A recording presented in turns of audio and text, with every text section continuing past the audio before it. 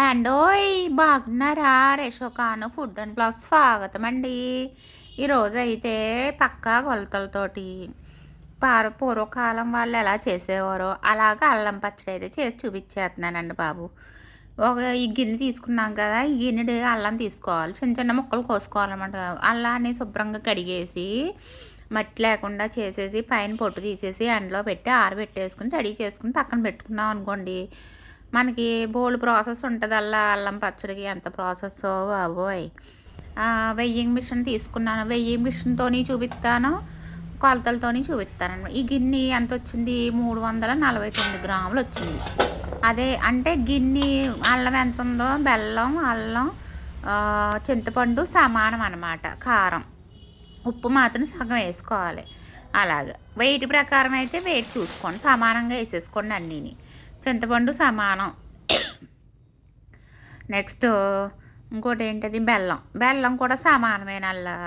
బెల్లం చక్కగానే మొన్న ఆర్గానిక్ బెల్లం దొరికితే తెచ్చాను, పచ్చళ్ళలో వేసేసాను.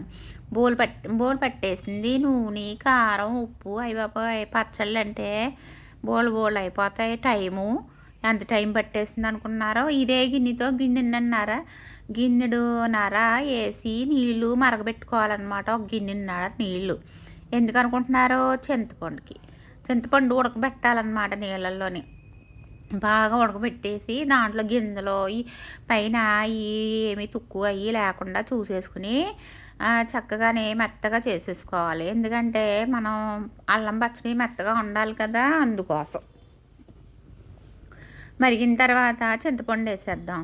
ఇప్పుడు అల్లం ముక్కలు, చింతపండు ఉడకపెట్టిన క్లిప్ చిన్న మిస్ అయింది, లెంగ్ది అవుతుందని కట్ చేసాను. ఇప్పుడు అల్లం ముక్కలలో ఆయిల్ వేసుకుని చక్కగా ఫ్రై చేసుకోవాలన్నమాట.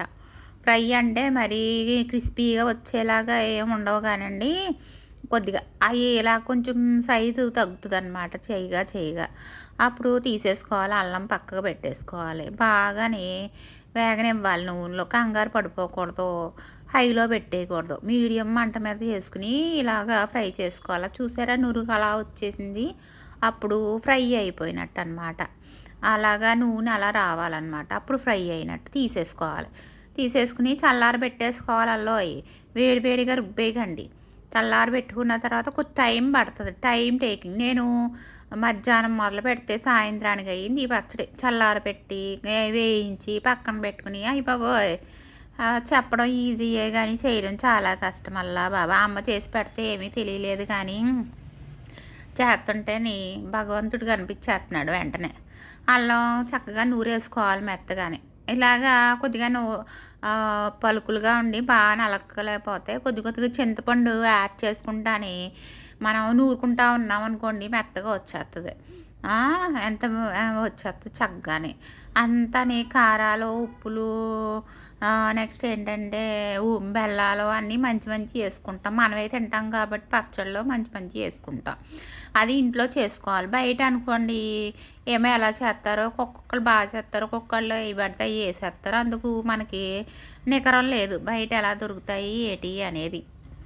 కాబట్టి కొంచెం ఓపిక తెచ్చుకుని మరి చేసుకోవాలి. నోటికి రుచిగా రావాలంటే తప్పదు కదా మరి, ఏమంటారు? అంతేనా? చూసారా, ఇంకొద్దిగా నలగాలి. ఇంకొంచెం చింతపండు వేద్దాం. చింతపండు వేసుకుని చక్కగానే నలగబెట్టుకుందాం. అప్పుడు ఒకేసారి వేసేయకూడదు చింతపండు, అల్లం మిగిలిపోద్ది. అల్లానికి నలగడం కోసం కొంచెం చింతపండు వేస్తాను. తర్వాత మిగిలిన చింతపండు అంతా నలిగిన తర్వాత వేసేద్దాం. చింతపండు తొందరగానే నలిగిపోద్ది కాబట్టి ఇబ్బంది లేదు, అల్లమే కొద్దిగా లేట్ అవుద్ది. కాబట్టి చక్కగానే చేసుకోవాలి. నాకు ఈ 350 గ్రాముల అల్లానికి 350 గ్రాములు కారం, 350 గ్రాములు చింతపండు, అంటే సేమ్ ఒకే గిన్నెతో కొలిచేసుకోవచ్చు. అలా వేసుకోవాలి. ఉప్పు మాత్రం సగం అన్నమాట, ఎక్కువ వేసుకోకూడదు. కావాలంటే ఉప్పు మళ్ళీ మనం సరిపోతే వేసుకోవచ్చు. అది చూసారా, అలాగా మెత్తగా రుబ్బుకోవాలి పేస్ట్ లాగా. చెయ్యి తడి ఉండకూడదు, అలా పొడిగా ఉండాలి. బెల్లాన్ని ఈ లోపల వాటర్లో పోసి పెట్టేసాను, నానబెట్టాను, టైం టేకింగ్ ఉండదు అని చెప్పేసి. బెల్లాన్ని పొయ్యి మీద పెట్టేసి కొద్ది పాకం రానివ్వాలి, కొంచెం మరీ ముదురు పాకం కాకుండానే కొంచెం అన్నమాట. అలాగా పాకం వచ్చిన తర్వాత చల్లారబెట్టుకుని చల్లారబెట్టేసుకుని తర్వాత ఇది ఉంది కదా! ఏంటది అల్లంని, చింతపండు కలిపేసుకోవాలి. ఇంకా అల్లం, చింతపండులో నేనేమి వేయలేదు. ఉట్టి అల్లం, చింతపండే రుబ్బాను. కారాలు, ఉప్పులు గట్రా తర్వాతేసుకుందాం. ఈ పాకంలో కలిపేసాను. చూసారు కదా! కొద్దిగా పిసరు వేడిగా ఉందని గరిటెతో కలుపుతున్నాను. దేవుడిచ్చిన గరిటెలున్నాయి గానీ ఏమీ లేదల్లా చెయ్యి. కొద్దిగా ఇప్పుడు పోపు పెట్టేసుకుందాం. పచ్చడికి కావాల్సిన పోపు చల్లారాలి కాబట్టి ముందు పెట్టేస్తున్నాను. కొంచెం కరివేపాకు అమ్మ బాగాని క్రిస్పీగా ఏగిపోవాలన్నమాట.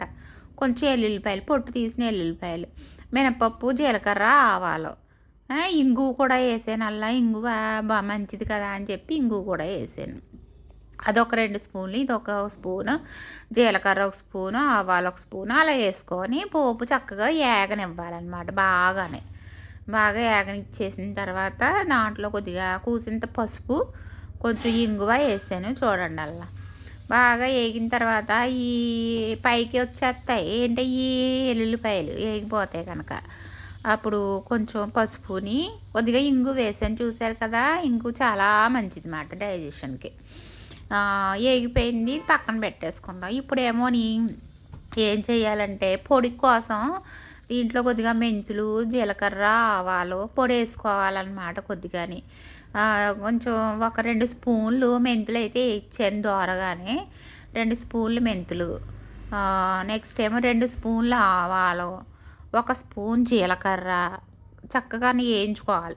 ఈ నిలవ పచ్చళ్ళకి ఏంటంటే బాగా ఈ పొడి వేసుకుంటే కమ్మటి వాసన వచ్చేస్తుంది. చాలా బాగుంటుందన్నమాట. చూసారా చక్కగాని అలాగా వేగనివ్వాలన్నమాట. వేగనిచ్చిన తర్వాత తీసేసుకుని పక్కన పెట్టేసుకుని అప్పుడు ఆవాలు 2 స్పూన్లు వేసుకోవాలి. 2 స్పూన్లు చక్కగాని అవి డ్యాన్స్ చేసే వరకు ఆడిచ్చేసేసి బాండీలోని తర్వాత జీలకర్ర 1 స్పూన్ వేసుకుందాం. ఆవాలు తొందరగానే మగ్గిపోతాయి అల్లా వెంటనే ఏగిపోతాయి కాబట్టి కదుపుతూ ఉండాలి. జీలకర్ర, ఆవాలు ఇప్పుడు ఈ 3ని చల్లారిపోయిన తర్వాతే మనం పొడి కొట్టుకోవాలి. పొడి మిక్సీ పట్టేసుకుందాం. ఇప్పుడు చింతపండు, అల్లం, బెల్లం పాకం కలిపింది పక్కన పెట్టుకుందాం. దాంట్లో మనకు తగినంత కారం వేసుకోవాలి. పూర్తిగా చల్లారిపోవాలండోయ్. చల్లారిపోయిన తర్వాతే మనం ఇవన్నీ కలుపుకోవాలి. కారం వేసేస్తున్నాను. కారం చెప్పాను కదా! గిన్నెడు కారం అన్నమాట. మనకి తూకం ప్రకారం అయినా ఎలాగైనా అదే వస్తుంది సమానంగానే. గిన్నెడు కారం మన దేవుడిచ్చిన స్పూన్లతో కలిపేస్తున్నాను. ఏమనుకోకుండా నాకు గరిటెతో కలిపినట్టు ఉండదో, చెయ్యి పెట్టాల్సిందే. తర్వాత దాంట్లోకి మనం చల్లారిపోయిన పోపు పెట్టుకున్న నూనె అనేది యాడ్ చేసేసుకుందాం. యాడ్ చేసేసుకుని అది కూడా కలిపేసుకుందాం. చూసారా ఎంత బాగుందో పచ్చడి గుమగుమలు ఆడిపోతుంది. అవి అల్లం పచ్చడి చేసేసుకుంటే గబగబా చట్నీలు ఎప్పుడైనా చేయలేనప్పుడు ఓపిక లేనప్పుడు కొద్దిగా అల్లం పచ్చడి వేసేసుకుని తినేయచ్చు. ఇడ్లీల్లోకి, దోశల్లోకి, చపాతీల్లోకి, అన్నంలోకి భలే ఉంటుంది. మజ్జిగ అన్నంలో అయితే మరీని అసలు మజ్జిగ అన్నంలో ఏ పచ్చడి నంచుకున్నా అద్భుత. చాలా బాగుంటుంది.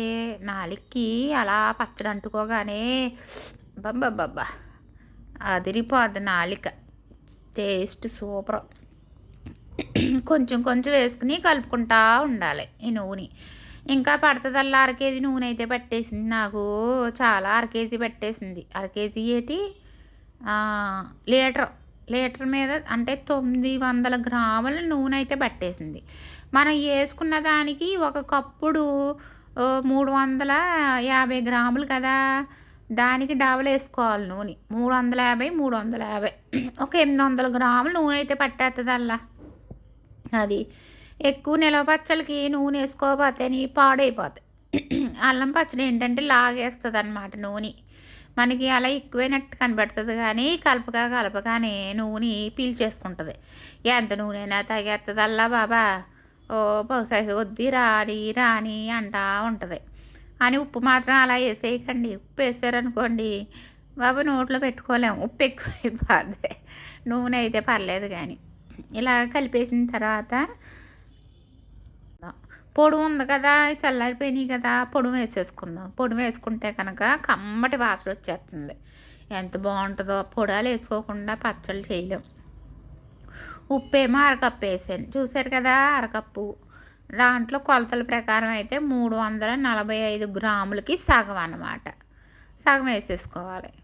ఇప్పుడు దీంట్లోని కొంచెం జీలకర్ర, ఆవాలు, మెంతులు మెత్తగా బుడగొట్టేసాను. ఇప్పుడు అయన్నీ కలిపేద్దాం. కలిపేసిన తర్వాత కూసింత నూనె అయితే పోసుకోవాలి. నూనె సరిపోయినట్టుంది కదా! మనకి కలుపుకున్నప్పుడు తెలిసిపోద్దనమాట నూనె సరిపోయిందా లేదా అనేసి. శుభ్రంగా చేతులు శుభ్రంగా ఉంటే ఇలా కలిపేసుకోవచ్చు. శుభ్రంగానే ఉంటాయల్లా ఏమీ కాదు. ఇలాగా కలిపేసుకున్న తర్వాత కొద్దిగా నూనె సరిపోలేదని మళ్ళీ ఇంకో గిన్నెడు నూనె పోసేసాను. గిన్నెడు పోసేసిన తర్వాత తాగేసింది శుభ్రంగానే. అంటే నాకు 2 గిన్నెలు నూనె పట్టేసింది. చూసారా? అంటే 350, 350 700 గ్రాములు నూనె కావాల్సొత్తది దీనికి. అదన్నమాట. చక్కగాని ఇలా కలిపేసుకుని ఒక డబ్బాలోకి తీసుకుని ఉంచుకోవడమే. ఎప్పుడు కావాలంటే అప్పుడు తడిలేని ఈ గరిటెలతోటి తీసుకోవాలి పచ్చళ్ళు. తడి గరిటెలు పెట్టేసామనుకో ఇంత డబ్బులు, ఇంత శ్రమ అంతా వేస్ట్ అయిపోద్ది. బూజు పట్టేస్తది. కాబట్టి చక్కగాని తడిలేని ఆటిలతోటి ఏసుకోవాలనమాట డబ్బాల్లోకి. జాడీలొచ్చాయి. జాడీలు మాయమైపోయినియి. ఇప్పుడు డబ్బాలొచ్చేస్తున్నాయి.